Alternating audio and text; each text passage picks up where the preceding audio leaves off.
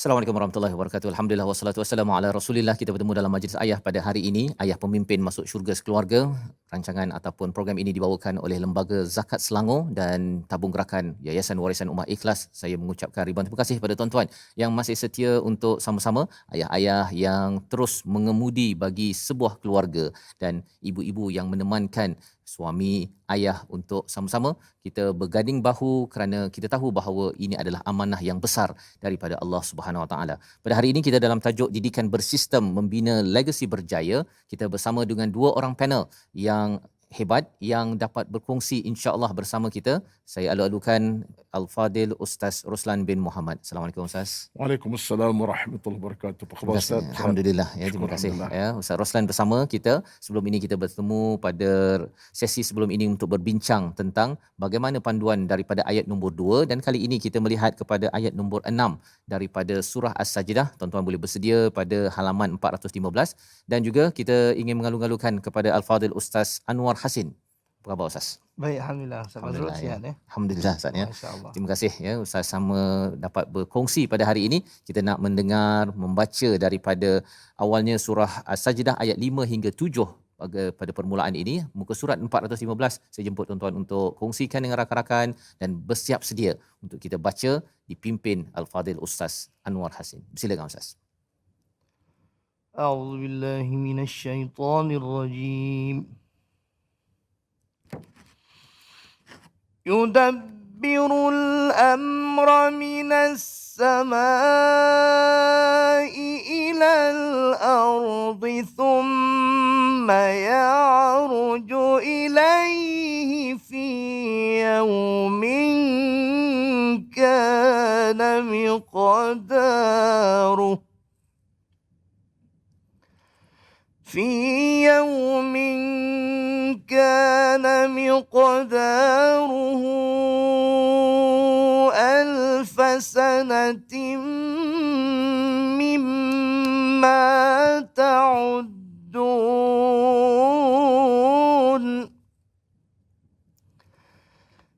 ذلك عالم الغيب والشهادة العزيز الرحيم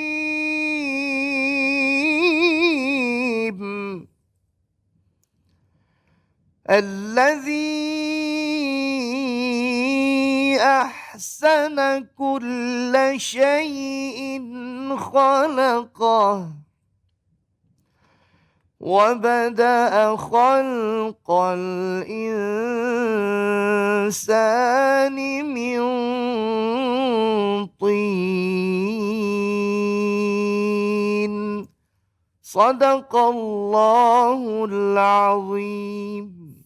Surah Al-Nazim, gitulah bacaan daripada surah Sajdah ayat yang ke-5 hingga yang ke-7 sebentar tadi dan kita memberi fokus kepada ayat yang ke-6 iaitu demikianlah Tuhan yang mengetahui yang ghaib dan yang nyata, yang maha perkasa lagi maha penyayang. Kita ingin mendalami lagi kepada ayat nombor 6 ini, tapi sebelum itu kita saksikan video klip untuk bersama Ustaz Abdullah Bukhari berkongsi pengalaman yang akan kita lanjutkan perbincangan sebentar lagi. Kita saksikan.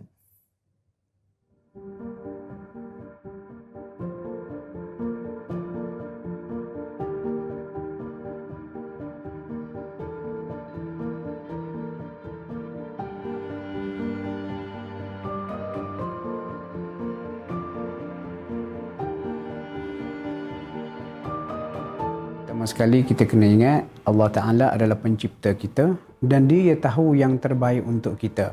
Dan Allah Ta'ala ni antara sifat Rahman, Rahim, Pemurah Dia tidak cipta kita lalu dibiarkan kita hidup seperti haiwan tanpa panduan. Allah Ta'ala cipta kita, Dia beri panduan dan panduan Dia adalah yang terbaik untuk kebahagiaan kita dunia akhirat. Apa dia panduan itu? Islam. Dengan berpandukan Al-Quran dan juga Sunnah.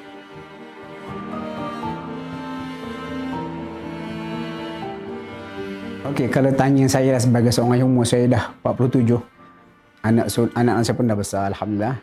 Saya akan mulakan, ini berdasar pengalaman, saya akan mulakan dari memilih pasangan hidup. Sebab semua orang akan jadi ayah, akan jadi ibu dan insya-Allah akan dapat anak. Saya akan mulakan dengan memilih pasangan hidup. saya akan tekankan pesan ke anak-anak. Saya kata cari pasangan hidup yang soleh. Dan untuk mendapat pasangan hidup yang soleh ni kita tak mampu nak kawal semua. Jadi perlu untuk kita berdoa. Kita berdoa supaya kita dikurniakan pasangan hidup yang soleh. Itu peringkat asas. Kemudian bila dah kahwin, bila dah ada anak, memang kita mesti jadikan Islam sebagai panduan. Dan bila sebut Islam sebagai panduan, dia merangkumi semua perkara termasuk bila kahwin, lepas tu kita kata bersama dengan isteri, lepas tu bila anak lahir, azan, iqamah, didik dengan cara yang betul, suruh solat dan sebagainya. Kalau tengok saya kata polisi kami lah dalam rumah tangga, ni saya teruskan polisi arwah abah dengan mak saya dulu. Dalam sehari itu kita ada waktu yang kita kata kritikal untuk rohani. Maksudnya maghrib isyak. Maghrib isyak ni di rumah saya haram buka TV. Tutup TV, lepas tu maghrib isyak buatlah apa saja, jangan kita kata sibuk dengan benda berbentuk lalai. Itu waktu untuk ibadat, baca Quran ke, solat berjemaah dan sebagainya. Itu untuk anak-anak perempuan. Kalau anak lelaki, memang saya wajibkan mereka yang sulung saya tu ikut pergi ke surau. Kena solat berjemaah di surau. Lepas tu kadang-kadang kita buat solat berjemaah di rumah lah dengan anak-anak perempuan yang lain dan sebagainya.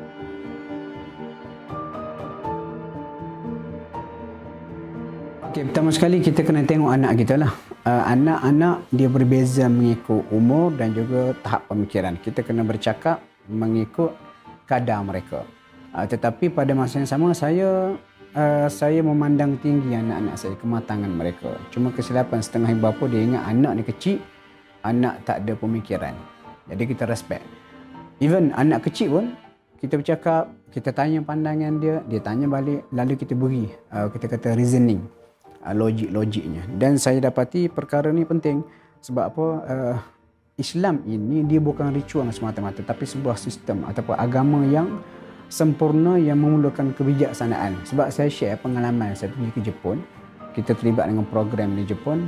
Antara masalah yang dihadapi oleh Muslim di Jepun dalam program kami itu, mereka mengajukan soalan, mereka rasa risau dengan anak-anak. Sebab apa? Anak-anak masa kecil boleh disuruh solat, tutup aurat.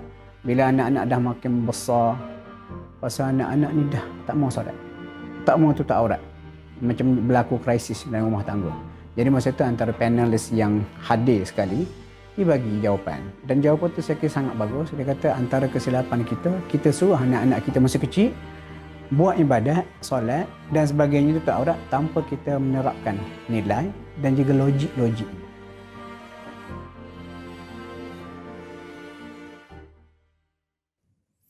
Begitulah perkongsian daripada Ustaz Abdullah Bukhari sebentar tadi. Ya, beliau adalah Timbalan Pengarah Bahagian Hal Ehwal Pelajar Pusat Bahasa UIAM, dan perkongsian beliau itu amat menarik untuk sama-sama kita congkil lebih lanjut lagi daripada ayat nombor 6 yang kita baca, yang dibacakan oleh Ustaz Anwar Hasin sebentar tadi, iaitu zalika alimul ghaibi wasyahadah al-azizur rahim, iaitu maksudnya demikian itu ialah Tuhan yang mengetahui yang ghaib dan yang nyata, yang maha perkasa lagi maha penyayang. Jadi Ustaz Roslan mungkin memulakan kali ini bercakap tentang istilah alimul ghaib. Ya, Allah ini memang tahu yang tak nampak, yang nampak, ya, yang maha perkasa, yang maha penyayang. Ini apa maksud di sebalik ayat ini yang hadir selepas Allah bercakap tentang Allah mentadbir segala urusan itu daripada langit? Silakan Ustaz. Assalamualaikum warahmatullahi wabarakatuh. Alhamdulillahi rabbil alamin. والعاقبة للمتقين ولا عدوان إلا على الظالمين. اللهم رب اشرح لي صدري ويسر لي أمري واحلل عقدة من لساني يفقه قولي يا رب العالمين. أما بعد. Al-Fadhil yang berbahagia Ustaz Tuan Fazrul, moderator, rakan bicara kita pada kali ini Al-Fadhil Dr. Anwar Hasin, pensyarah daripada USIM, dan tuan-tuan puan-puan yang dirahmati Allah sekalian. Subhanallah, menarik ayat ke-6 ini, satu ayat yang memberi kita penegasan yang mutlak. Dan ini disebutkan oleh Al-Imam Syaukani dalam tafsir, menyatakan kemutlakan ini Allah sebut dengan terang, dengan nyata, atas sifatnya yang maha berkuasa. Alimul ghaib, yang tahu benda-benda ghaib. Sebab tiada makhluk yang tahu, melainkan Allah Azza wa Jalla Rabbul Alamin. Kemudian masih sama, wasyahadah, benda-benda yang nyata, yang terang benderang. Baik. Saya kira dalam hal ini ada dua perkara lah saya nak sentuh secara mudahnya. Yang pertama, bila Allah sebut tentang benda-benda gaib, ini menunjuk kepada kita bahawa Allah menguasai dalam semua perkara yang kita manusia tidak akan ketahui. Tetapi kita mesti usaha ke arah itu. Contoh kalau kita bercakap dalam syarikat keluarga lah tadi kan. Ya. Kita tak tahu anak kita apa kerja akan datang. Yang akan Ada datang. 4 anak ke 5 anak, saya ada 5 anak. Ya. Ustaz Fazrul mungkin 6. ingat 10 orang. Ya. Okey, 4 orang ya. Kita tak tahu. Ya. Kita lahirkan anak, besarkan anak, beri makan macam kata Ustaz Ahmadullah tadi dalam VT tadi. Tapi hakikat apa dia kita tak tahu. Ya. Tetapi kita usaha. Waktu bagi saya, hal inilah menjadikan kita ada sistem yang kita kena ikuti. Ada proses sistem kita kena lalui supaya akhirnya dengan kekuatan doa. Sebab itulah kata Al-Imam At-Tabari, dia kata apa? Ad-doa itu merupakan benda yang ala zal ghaibi. Kita minta kepada Allah sesuatu yang mulia atas dasar keghaiban. Kita tak tahu, tapi Allah mengetahui. Ya Allah, aku nak jika anakku anak yang mukmin, anak yang berjaya. Atas dasar benda gaib tu. Tapi kita minta. Jadi bila Allah sebut dalam Quran, alimul ghaibi, Allah tahu benda gaib. Sebab Allah nak sebut kita bahawa kamu tak akan tahu. Cuma kamu ada sistem dalam hidup. Minta doa, minta rintih munajat dengan sistem. Itu pertama. Yang keduanya ialah, tuan-tuan, puan-puan semua, kesimpulan ayat ini, sebenarnya ada satu elemen yang besar. Dzalika alimul ghaibi wasyahadatil azizil hamid. Maknanya, Allah tegas kepada kita bahawa hakikatnya, akulah Tuhan yang maha berkuasa mutlak. Akulah yang Tuhan Al-Qahar, yang Tuhan yang penuh kekuasaan, dan kamu semua ada di bawah tadbiran aku. Yang penting ialah, kamu tidak mudah putus asa, tidak ada sifat al-ya'su, tapi kamu usaha dan terus usaha. Jadi yang penting pada kita, sesuai dengan tajuk lah Ustaz ya. Ya. Tajuk kita Dikan Bersistem Bina Legasi Berjaya. Mana kita binalah sistem dalam kehidupan berumah tangga dan kita penuhkan nilai-nilai kemuliaan. Nilai kita tak nampak, tapi sistem kita nampak. Ini peraturan 1, 2, 3. Tapi nilai kita, tapi kita usaha. Mudah-mudahan sistem itu berjaya, nilai kita akan nampak. Wallahu a'lam, itulah saya rasa dalam kadar kemampuan kefahaman saya lah. Baik, terima kasih diucapkan pada Ustaz Roslan menjelaskan tentang zalika alimul ghaibi wasyahadah ya. Kalau tengok terjemahan itu tak berapa nampak sangat apa kaitan dengan sistem ya, tetapi bila kita dijelaskan tadi Allah yang mengetahui perkara ghaib, yang ghaib itu yang benda-benda ke depan yang kita tak nampak, anak berapa orang pun kita tak tahu akan lahir berapa, apa akan jadi ya, ataupun rezekinya, tentang amalannya sebagainya. Jadi semua perkara itu yang tak diketahui, tetapi bila kita buat Usaha. apa yang kita boleh buat ya, usaha. Kalau di sini wasyahadah ini benda yang kita nampak lah Ustaz ya. Mutlaknya daripada Allah Subhanahu Wa Taala, kita ini buat mana yang kita nampak sahaja, ia memberi harapan kepada kita ya, memberi harapan kepada kita untuk kita akan dapat bantuan daripada Allah yang mengetahui segala-galanya. Kita tak tahu dan kita yakin bahawa kita nak memimpin keluarga kita masuk syurga itu jalannya macam-macam Ustaz ya. Kita rasakan macam jalan lurus tu kita memang minta ihdinas siratal mustaqim, tapi di tengah-tengah nak dapat jalan lurus itu dia banyaklah corner-corner cabaran-cabarannya, dan ini yang ingin kita pastikan ianya terbina ataupun tidak lari bila kita ada sistem. Bercakap tentang sistem lah Ustaz ya. Kita bersama dengan Ustaz Roslan juga. Sistem apa yang penting sebenarnya? Kalau tadi Ustaz Abdullah Bukhari cerita tentang Maghrib, Isyak tak ada TV. Kan? Itu sistem polisi dalam rumah dia. Apa lagi benda yang sebenarnya kita kena beri perhatian ataupun fikir sendiri je lah. Macam mana tu Ustaz? Pertama sekali, kalau kita cakap tentang sistem dalam Al-Quran, paling tidak ada 3. Pertama ialah sistem ilmu itu sendiri. Sebab itulah mengisi ilmu dalam kehidupan rumah tangga wajib dan penting. Sebab itu asas. Ya. Sistem ilmu mana? Ilmu tentang fardu ain, apa yang dikatakan fardu kifayah, apa haram halal. Itu penting. Contoh kita kepada anak kita. Dari sudut kalau anak dah besar, ada aurat itu haram.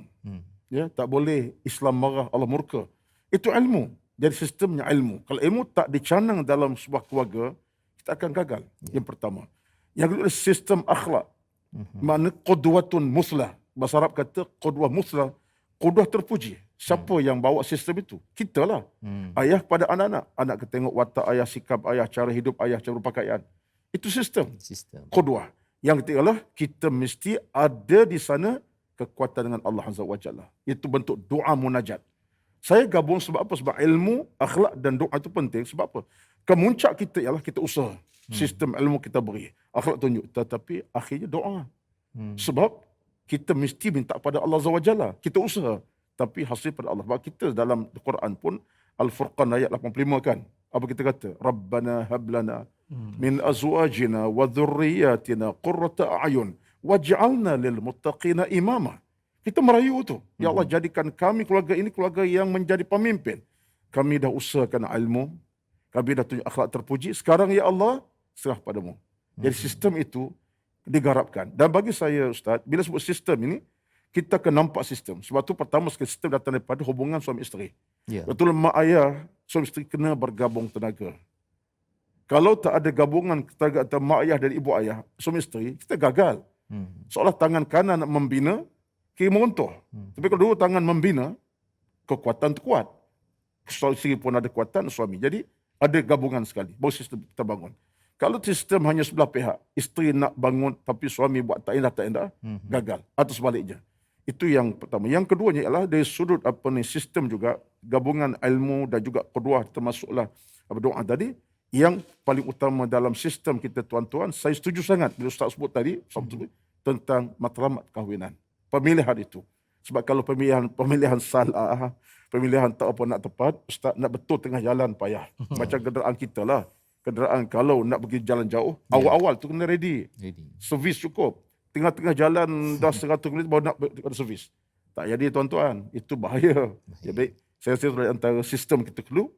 Dan semua itu daripada Al-Quranul Karim. Wallahu a'lam. Jadi itu adalah maksud sistem yang dijelaskan sebentar tadi itu, ya, menjelaskan ada 3 komponen dan ada visi matlamat, Ustaz, ya. Maksudnya sistem itu bukanlah sekadar sistem tidak bermatlamat, ya. Ada matlamat untuk ayah dan ibu memimpin keluarga itu masuk ke syurga, dan ianya dimanifestasikan, ditunjukkan dengan ilmu, akhlak dan juga munajat, ya, maksudnya doa kepada Allah Subhanahu Wa Taala. Dan ini penting. Kalau tadi bercakap tentang ilmu itu, mungkin ada ayah, Ustaz, ya, mungkin Ustaz Anwar Hasin pun boleh berkongsi. Kalau Ustaz sebagai pensyarah bolehlah bersyarah-syarah sikit dekat universiti kan. Tapi di rumah dengan anak-anak kecil kan.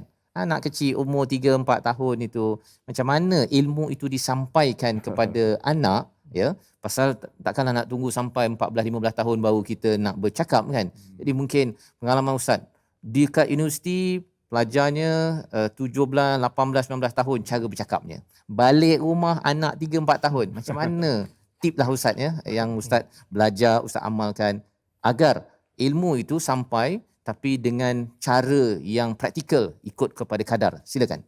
Baik, terima kasih Ustaz Fazrul dan juga Rabbi kita Ustaz Roslan. Jadi bila menyentuh sistem ni, saya teringat sebenarnya sistem ni dia sebenarnya satu sunnatullah. Dalam arti kata lain, sistem ini, yang membentuk sistem itu adalah peraturan. Contoh kereta kita katakan, yang nak gerakkan kereta tu, sistem enjin dia. Jadi ada peraturan-peraturan tertentu, berapa second dia kena putar sebagainya baru jadi pergerakan tersebut. Jadi sama juga dengan kejadian manusia, anak-anak kecil, dia ada sistem dia. Dia tak sama dengan orang dewasa. Maksud sistem hidup dia mungkin dia lebih pada bermain contohnya, pada umur sekian-sekian. Dan dia tak boleh memahami benda-benda yang tinggi-tinggi, falsafah tinggi-tinggi. Itu sistem akal dia contohnya. Jadi kita cuba menetapkan peraturan-peraturan yang sesuai dengan kadar umur tersebut. Mungkin kita tak boleh suruh dia secara direct. Macam kita minta orang dewasa solat kan secara direct suruhan ni. Tapi mungkin macam Ustaz sebut tadi, melalui qudwah. Contoh, kita bersolat, kita ajak dia, kita tunjukkan betapa seronoknya solat itu, kan kita galakkan dia. Jadi dia kena dengan sistem perasaan dia ketika itu, yang nakkan seronok-seronok, jadi dia tengok perkara tersebut seronok, maka dia ikut. Jadi sebenarnya keseluruhan hidup kita ni adalah satu sistem. Jadi sistem itu yang terbaik Allah Ta'ala sebut, sudah tentulah innad dina indallahil Islam.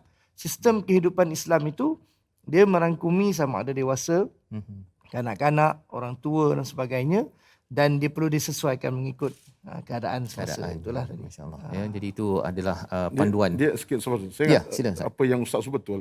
Sebab Nabi pernah sebutkan satu hadis, khatibun nasa ala qadri uqulihim. Itu sistem tu. Dengan anak cakap macam mana, dengan orang dewasa, dengan orang berpenyakit masalah. Jadi saya rasa benda macam yang kita hilang kadang-kadang.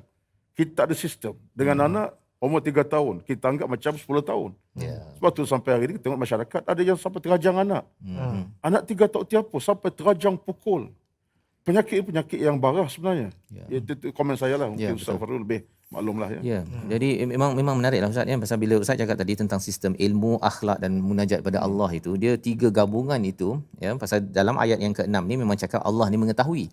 Kan? Allah mengetahui segala-galanya, tetapi anak kita tak tahu, dan kita pun adalah kita punya kita tak boleh buat segala-galanya, kan? Kita tak menentukan segala-galanya. Jadi itu ada munajat kepada Allah itu. Kalau Ustaz Roslan boleh kongsi sikitlah ya, sebenarnya nak tunjuk akhlak satu hal ya, tapi kalau ilmu ni biasanya boleh bercakap lebih sikit ini kalau dengan yang dah umur tinggi-tinggi sikit, kan. Tapi kalau katakan yang kecil-kecil ini, adakah dengan kaedah macam mana Ustaz nak dibuat kalau katakan anak tu 0 hingga 7 tahun ya, ataupun 8 hingga 14 tahun, cara macam mana ilmu tu disampaikan, ataupun serahkan je lah pada ustaz dekat sekolah tu, pandai-pandailah nanti. Itu banyak dibuat oleh ayah sebenarnya. Okay. Menarik Ustaz. Tajuk kita untuk episod ini adalah didikan bersistem membina lelaki berjaya. Saya rasa ada satu panduan yang penting, dan ini pun disebutkan oleh Syekh Dr. Abdullah Soaluan dalam kitabnya Terbiat Laulat. Itu kitab terjemahan. Tuan-tuan boleh milikilah. Yang terbaik memang adalah terjemahannya. Saya melihat dalam kata-kata beliau, dia kata apa? Dia kata setiap insan manusia, baik daripada kanak kecil hingga dewasa, ilmu kena sampaikan dengan cara percakapan, tetapi dalam kadar apa yang mereka faham. Mungkin kita dalam usia 6-7 tahun tadi ataupun kurang sedikit ya, ilmu kita sampai, contoh dia sedang main barang mainan contohnya. Ya, kita pun mungkin kita katalah Kelantan, dia main mana tu dia kober tu maksud dia tabur itu. Tu apa ni Kelantan sikit petang Ramadan tuan-tuan, dia sebab puasa ni jadi keluar Kelantan sikit ya. Baik. Jadi dia barang tu dia apa ni? Dia taburkan. Dia umur 5-4 tahun contohnya. Kita jangan kata, kenapa macam ni? Tak boleh lah. Tapi kita kata, kalau lah Alung kata, kalau lu simpan kan cantik, simpan macam baba. Kita tunjuklah kepada dia cara simpan barang tu. Susun cantik. Kita tunjuk macam itu, ilmu lah tu. Kalau kan cantik kan. Kalau lu boleh macam ni, cuba buat, tengok baba tengok contohnya. Dia buat. Dia belajar. Kita pada syarah pun ingat ya, dengan menyimpan barang ini, itu syarah umur 18 tahun. Jadi kita beri satu perkataan yang dia boleh berfikir.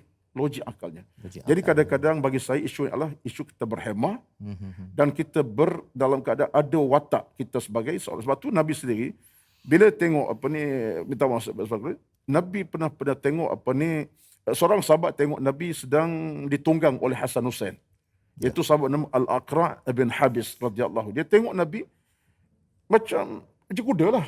Hasan Hussein lompat turun, Nabi jadi kuda lah, macam tu lah, dibiarkan. Aqra' tengok, dia kata, Rasulullah, macam ni engkau Rasulullah? Li ashratun, aku ada 10 anak, tak pernah macam ni. Apa Nabi kata? Nabi kata, man la yarham, la yurham. Siapa yang tak cinta sayang, tak akan disayangi. Maka Nabi turun ke level, macam dia ditunggang, dibiarkan. Hasan seronok lompat turun. Jadi itu ilmu juga tu. Sampai tahu. Jadi kita tuan-tuan, kalau kita nak berjaya, legasi berjaya, kena turun ke level itu, dan kita kena bertahan, bersabar itu paling penting. Jangan cepat kita rasa seolah-olahnya hilang segala-galanya. Mungkin saya sebutlah kan masuk Ustaz Roslan tu, kalau kita di office kita seorang pensyarah, jangan balik rumah kita jadi pensyarah juga. Kalau kita di office sebagai CEO, kalau kita balik rumah dengan anak-anak kecil kita sebagai CEO juga, farahlah keluarga kita Ustaz. Itu yang saya faham lah. Jadi itu antara dilema yang boleh kadang-kadang berlaku ya. Apa yang Ustaz Roslan cakap tadi ya, tentang pelbagai topi yang kita pakai kan, sebagai CEO, sebagai pensyarah, kemudian balik tu nak jadi tadilah nabi, kemudian jadi ditunggang kuda, jadi macam kuda kan. Jadi macam bagaimana kita nak dapat teknik ini, kita nak berehat sebentar, kembali selepas ini untuk kita mengkaji lagi ayat ke-6 bila Allah menyatakan Al-Azizur Rahim, ada sesuatu rahsia untuk ayah kita semua untuk memimpin masuk syurga sekeluarga. Kita berehat sebentar, kembali majlis ayah selepas ini.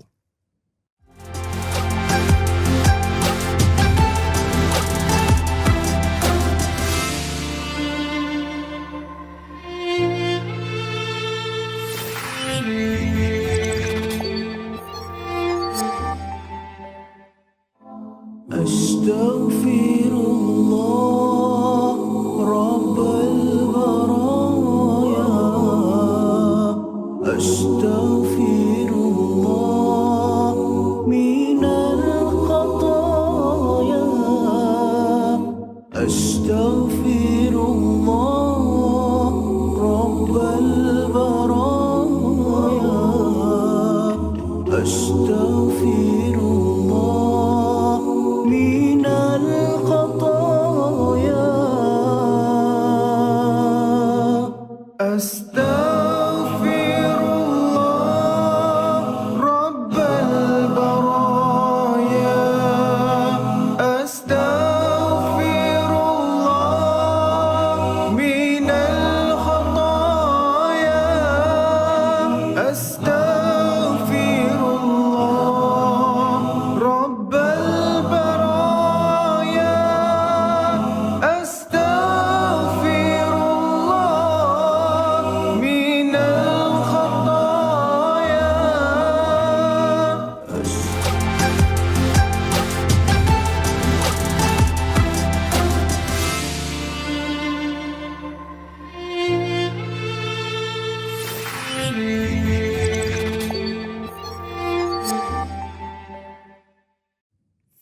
Kita kembali dalam majlis ayah pada hari ini untuk sama-sama kita melihat kepada tajuk kita, pendidikan bersistem membina legasi berjaya, dan rancangan ini dibawakan oleh Lembaga Zakat Selangor untuk sama-sama kita kongsi kesenangan dengan zakat, keberkatan rezeki, nikmat dikongsi dan diseru untuk tunaikan zakat anda di Lembaga Zakat Selangor pada bulan Ramadan dan pada bulan-bulan yang akan datang.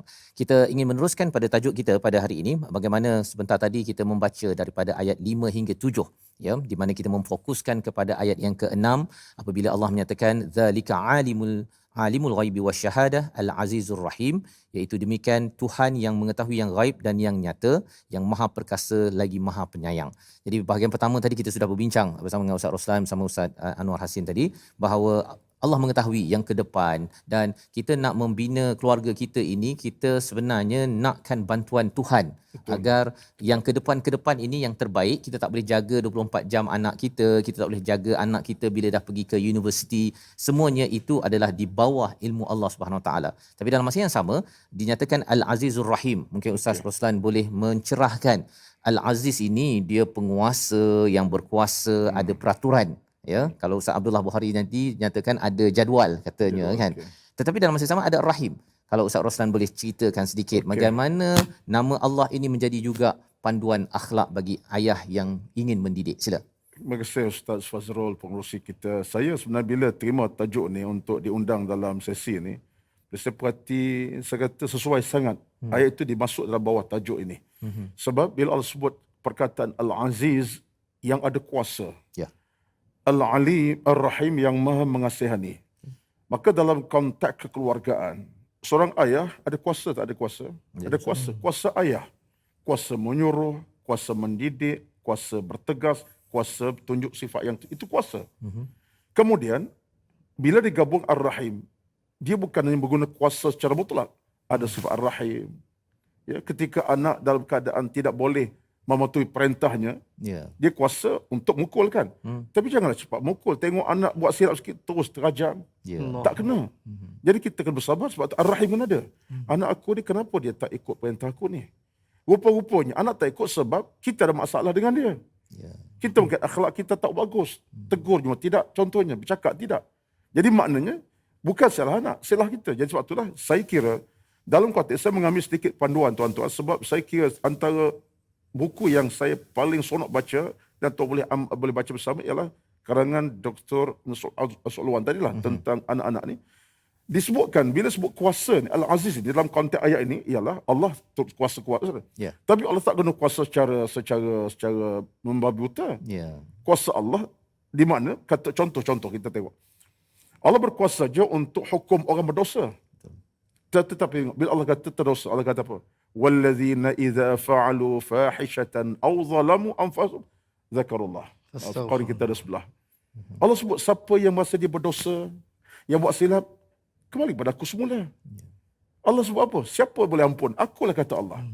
Maknanya engkau berdosa macam mana pun, aku boleh terima kembali. Kalau Allah ada kuasa buat dosa, Allah hukum terus. Mati terus ke, patah kaki. Tapi tidak, tuan-tuan. Kuasa Allah itu dalam keadaan dia jaga kuasanya, dia kata, kamu walau berdosa, aku terima balik. Kembali pada aku. Nabi ibadi anni anal ghafur rahim. Ya Allah, aku Tuhan yang maha pengampun, kata Allah Azza wa Jalla. Jadi dalam konteks keluarga, samalah. Hari ni kadang-kadang Ustaz, bila tengok dalam kes-kes deraan, ni berlaku sekarang ni. Sampai anak mati, sampai anak patah kaki, sampai cedera parah. Ya. Itu silap guna kuasa lah. Silap guna. Dan bila hilang Ar-Rahim tadi, bapak bukan bapak lagi dah, kepala bapak lah. Kalau saya guna bahasa kasar ni Ramadan tak apalah kan. Kita bukan nak bercakap, tapi ini satu kesilapan yang tak patut berlaku baik. Jadi gabungan kuasa Ar-Rahim tadi bagi saya ialah gabungan yang akan kepada banyak kejayaan dalam sebuah keluarga. Kuasa diguna pakai dengan betul, Ar-Rahim mengatasi. Sebab tu jangan mudah marah, mudah makih macam Ustaz sebut tadi kah. Jangan anak lambat berpelajaran, engkau dia bodoh lah. Bodoh macam maknya pula dah. Dia kait bodoh macam maknya. Ini satu isu lain pula ni. Sebab dia mak berbalah pagi tadi. Jadi bila anak lambat sikit dia kata bodoh macam maknya. Mak pun kata kepada anak, yalah kita ni bodoh macam ayah bodoh juga. Anak pun tengok, betul lah Angah jadi bodoh sebab berbodoh ayah bodoh. Jadi kat bodoh belaka. Jadi maknanya gurauan, tapi gurauan ni ada makna.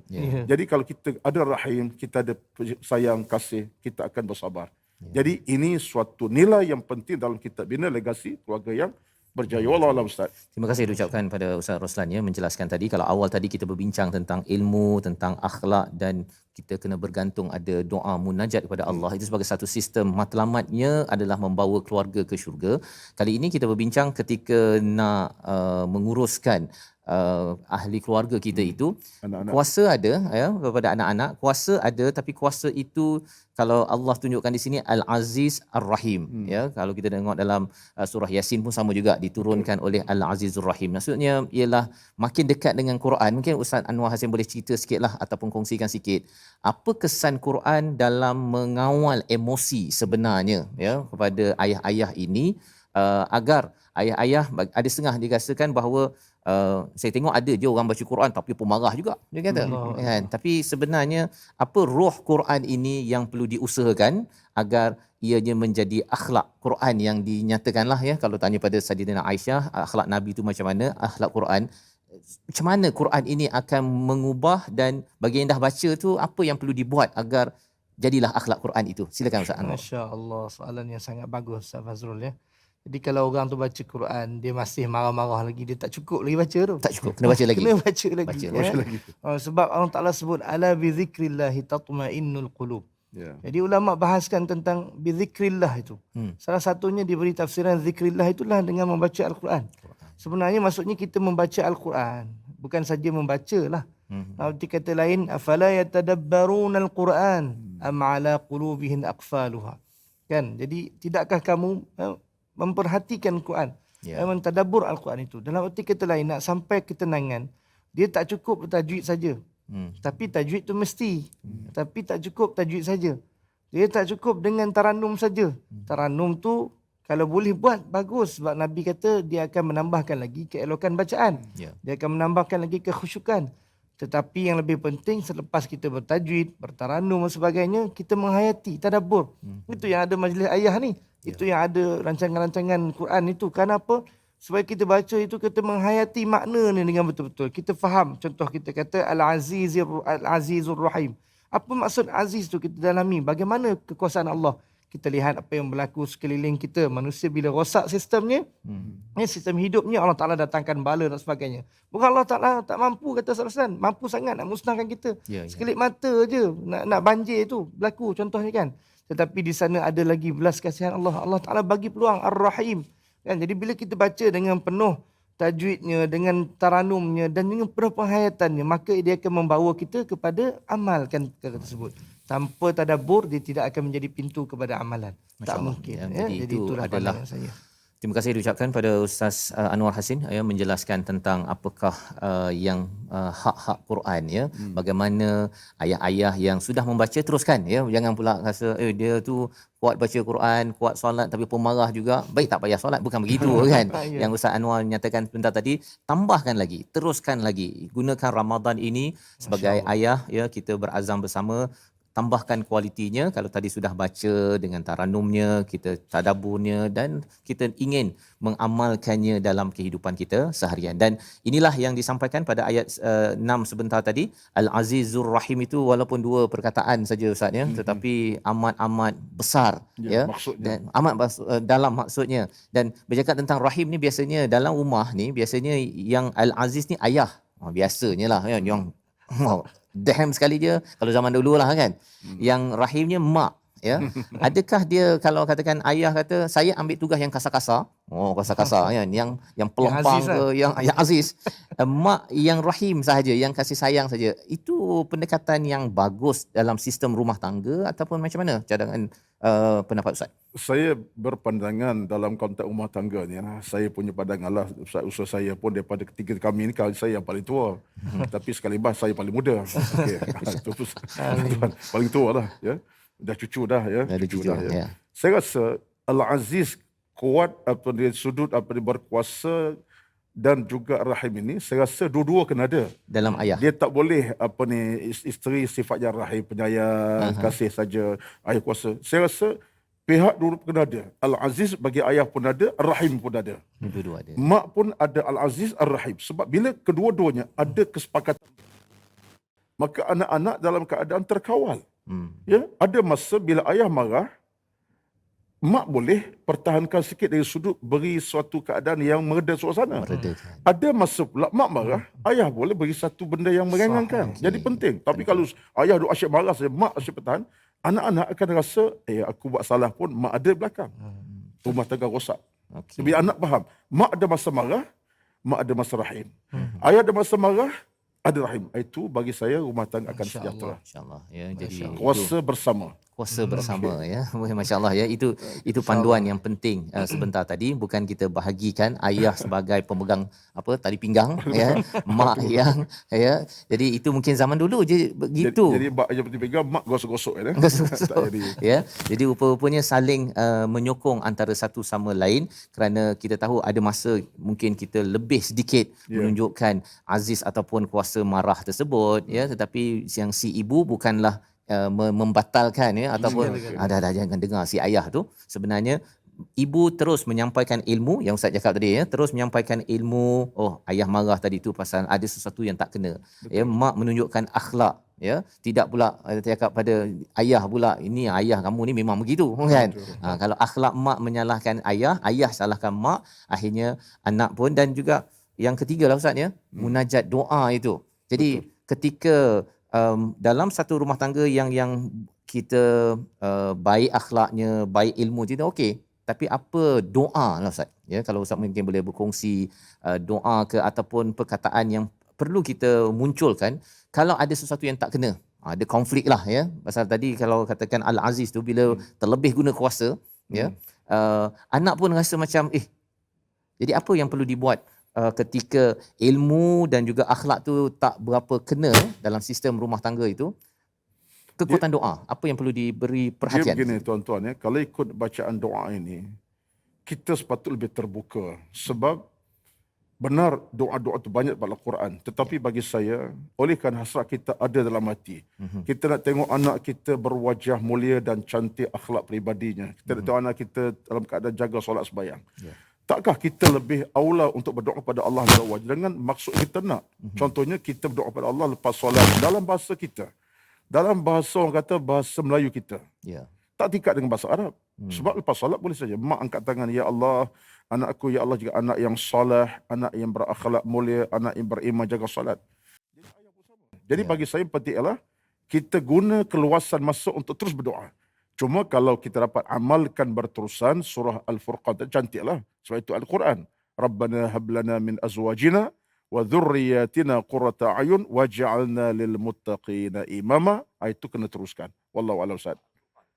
Al-Furqan. Surah Al-Furqan. Mungkin kita nak jemput Ustaz Anwar Hassin membaca ayat ini, iaitu pada muka surat 366 ya, ayat yang ke-74, di mana ini salah satu ciri ayah yang menjadi hamba Ar-Rahman ya. Dan doa ini yang dikongsikan oleh Ustaz Roslan tadi harapnya menjadi buah tangan bagi siri ini agar kita selalu doa, jadikan ia sebagai satu agenda sistem dalam rumah tangga, ya. Mungkin dalam sistem barat ini doa-doa ni tak main lah. Okay. Tetapi rupa-rupanya ini amat-amat tinggi di sisi Allah Subhanahu Wa Taala. Ayat 74 surah yang ke-25 muka surat 366 dipimpin Al-Fadil Ustaz Anwar Hasin. أعوذ بالله من الشيطان الرجيم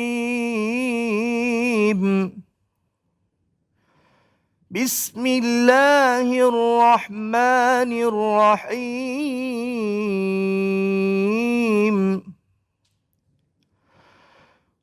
والذين يقولون ربنا هب لنا من أزواجنا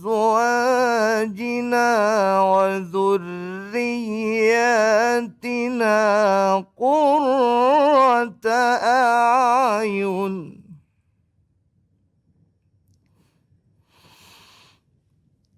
ربنا هب لنا من أزواجنا وذرياتنا قرة أعين واجعلنا للمتقين إماما صدق الله العظيم. Surah Al-Azim. Dan orang-orang yang berkata, ya Tuhan kami, anugerahkanlah kepada kami pasangan kami dan keturunan kami sebagai penyenang hati, dan jadikanlah kami pemimpin bagi orang-orang yang bertakwa. Doa inilah yang kita ingin akhirkan pada akhir majlis kita pada hari ini, untuk sama-sama menjadi amalan bagi ayah-ayah, ibu-ibu yang menemankan ayah. Dan di akhir ini kita mempersilakan Al-Fadil Ustaz Roslan memimpin bacaan doa agar kita terus dapat membina sistem, dan salah satu sistem penting adalah doa kepada Allah Subhanahu Wa Taala. Amin ya rabbal alamin. Mudah-mudahan berkat Ramadan tuan-tuan Allah kabulkan doa kita. Allahumma amin. Bismillahirrahmanirrahim. Alhamdulillahi rabbil alamin, wassalatu wassalamu ala sayidina Muhammadin wa ala alihi wa sahbihi ajma'in. Allahumma lakal hamdu kama yanbaghi li jalali wajhika wa azim sultanik. Allahumma ahsin aqibatana fil umuri kulliha wa ajirna min khizyid dunya wa adzabil akhirah. اللهم ربنا تقبل منا إنك أنت العليم الحكيم. اللهم ربنا آتنا في الدنيا حسنة وفي الآخرة حسنة وقنا عذاب النار. وصلى الله على سيدنا محمد وعلى آله وصحبه أجمعين والحمد لله رب العالمين. تقبل الله منكم. Minna wa minkum taqabbal ya karim. Terima kasih diucapkan pada Ustaz Roslan, ya, Ustaz Roslan bin Muhammad dan juga Ustaz Anwar Hasin pada hari ini. Terima kasih Ustaz, ya, sudi bersama, ya, berkongsi, dan kita doakan agar apa yang kita bincangkan hari ini Allah terima, Allah jadikan ia sebagai asbab untuk kita sama-sama menjadi ayah yang betul-betul serius. Kita tahu bahawa kita ada tanggungjawab besar memimpin keluarga masuk syurga sekeluarga. Jadi insya-Allah kita akan bertemu lagi dalam siri-siri akan datang untuk sama-sama kita membedah kepada isi Al-Quran. Terus Majlis Ayah, Ayah Pemimpin masuk syurga sekeluarga.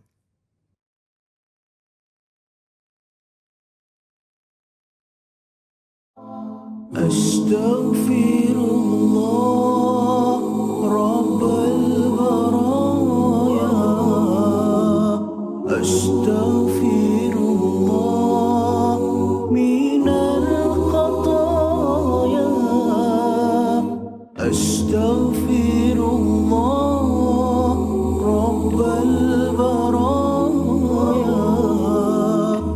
أستغفر الله من الخطايا.